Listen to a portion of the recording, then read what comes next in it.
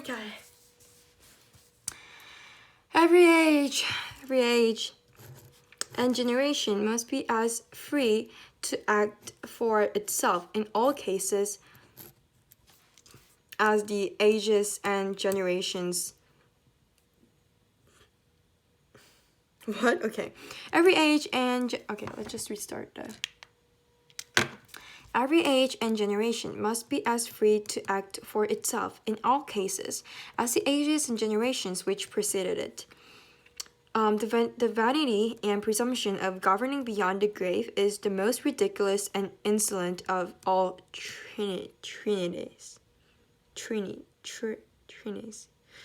So it says governing beyond the grave.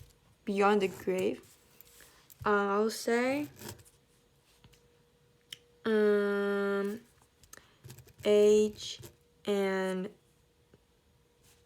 means generally means generation, I guess.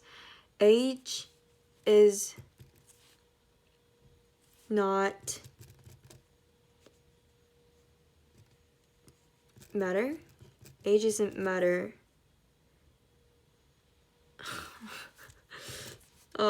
I'm getting so lost. Okay, let's just divide the paragraph real quick. Man has no property in men, neither has any generation or a property in the generations which are to follow. The parliament or the people of 1688 or of people of the present day, or to bind. Okay, parliament of the people or of the period had no more right to dispose of the people of the present day. Okay. Or to bind or to control them in any shape whatever, then the parliament or the people of the present day have to dispose of, bind, or control.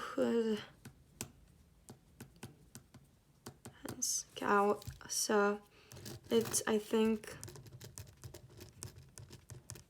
more detail about the first paragraph, that age doesn't matter. Every generation is and must be competent to all the purposes which its occasion require. Every generation is and must be competent to all purposes which its occasions require. It is the living and not the dead that are to be accommodated. When man ceases to be, his power and his wants cease with him. Having no longer any participation in the concerns of this world, having no longer any participation in this world, he has no longer any authority in directing who shall be its governors, or its government shall be organized or administered. So I guess, but even though the age doesn't matter, they must and required to participate in the matter of government. I guess like how the world like going on or something. So it's POV. It's POV. Because in the first passage it says don't reform or something. I mean, reform doesn't necessarily mean participate, but like, I think, I don't know, maybe. Those who have quitted the world, and okay, who quitted the world would be like who didn't participate, and those who are not yet arrived at it are as remote from each other as the utmost stretch of mortal imagination can conceive. What possible obligation, then, can exist between them? What rule or principle can be laid down that two non-entities, the one out of existence and the other not in, and who never can meet in this world, that the one should control the other to the end of time? I'll just say like this all questions here to just like persuade people to be part of it, part of the government or social entity, whatever it is. The circumstances of the world are continually changing. World is changing. And the opinions of men change also, obviously. And as government is for the living and not for the dead, it is the living only that has any right in it. Okay, the government has any right in it. That which may be thought right and found convenient in one age, may be thought wrong and found inconvenient in another. Okay, in such cases, who is to decide the living or the dead? Okay. I think I get it. Got it. So one age thinks government having ultimate power is right and found convenient. On the other hand, the other ages think that's wrong and found inconvenient. So contradictory. But regardless, they have to participate, I guess, in the government or something. Okay. In passage 1, B indicates that a contract between a person and society differs from other contracts mainly in its I know what that is. Temporary.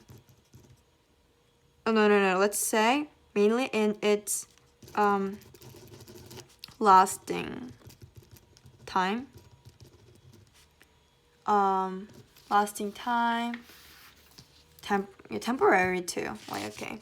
Brevity and prominence. No prominence out of scope. Complexity, precision, and usefulness. Seriousness and permanence. Okay, permanence is it right? I'm not sure about. Yeah, it's serious. Okay. Yeah.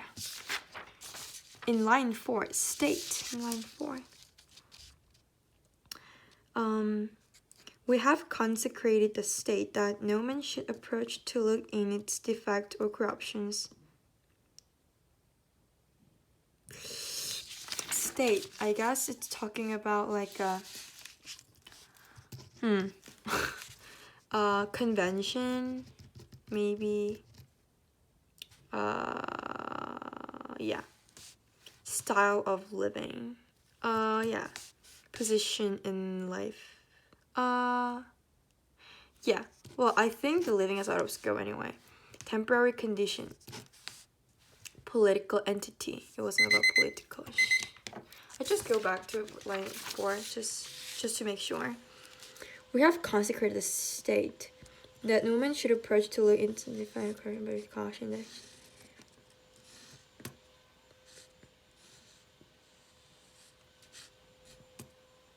Yeah, I would say position in life.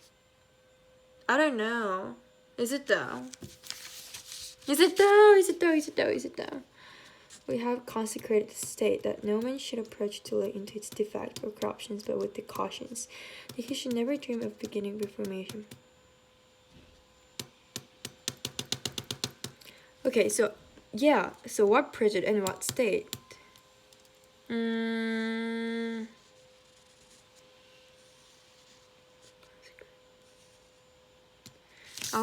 I'll just go with,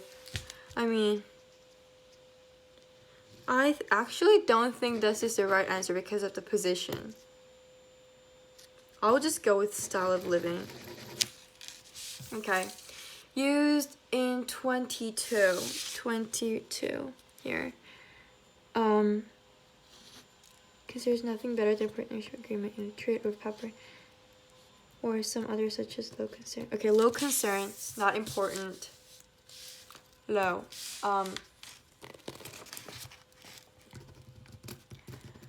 Not important. No priority. Petty, I don't know what that means. Weak, no. Inadequate, no. Depleted, I don't know what that means. Oh boy. Petty sounds more right to me in this passage. I'll just go with petty. It can mostly reasonably be inferred from passage 2 that Paine views historical precedent as okay. Well, he said age and generation doesn't matter. So Paine as doesn't matter. Oh, what a piece. Oh my god. It can most reasonably be inferred from passage to historical precedent as non-matter. Generally helpful. Surprisingly difficult. No. Frequently responsible. No. Largely irrelevant to. Yeah. And wait, where's the other questions? Okay. I'll just stop recording here because it's getting over 16 minutes. So